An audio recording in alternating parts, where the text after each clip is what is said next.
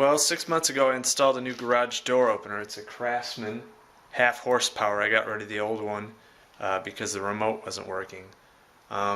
It's worked great. It's worked well in the summertime, and as you can see now, it's the middle of winter and it's still working great. So let me show you how I installed it and how long it took.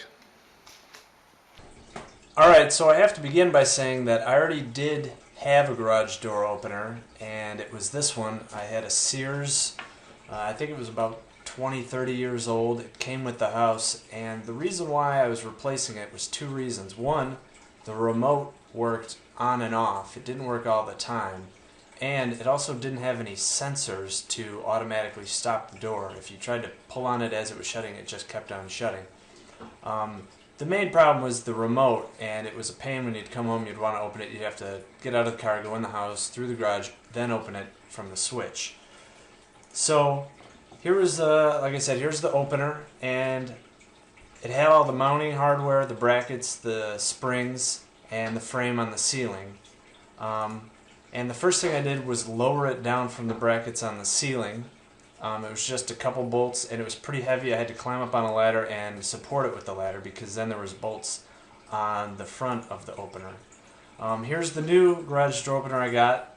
It was $150. I think I got it from Sears, or I think I got it shipped to Sears and I picked it up for free. It's half horse, which is fine for the size door I had.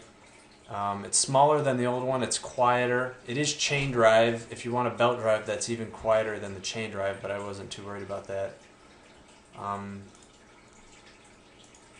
Here's it out of the box and with the chain bolted onto it. That's all that comes in the box is what you see here. The rest of the springs and mounting brackets you have to have. Luckily, I had that already on the door. Here's another angle of what it comes with. And here it is side by side with the old one after I took both of them, the old one down. It's a little bit blurry, but you can see I had to remove this bracket up here and put on the new one.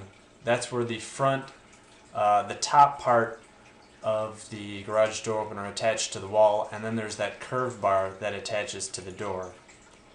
Here it is when I was putting on the new one. I had to support it, make sure everything fit, and then I lifted it and bolted it into the frame, as you can see here, and it bolted right in. I think I used the same holes and everything. And here's that new mounting bracket.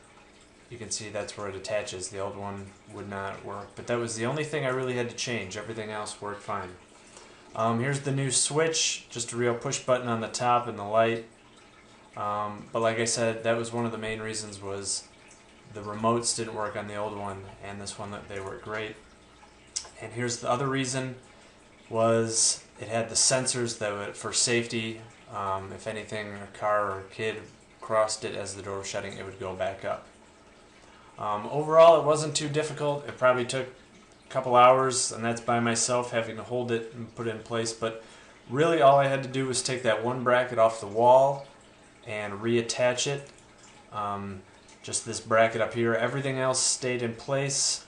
The ceiling bracket, if you had to do it from scratch, it would have been a lot more difficult having to mount all these things and make sure they're in the right location. But since I already had it, it went really quickly, and I just had to run the power and the button.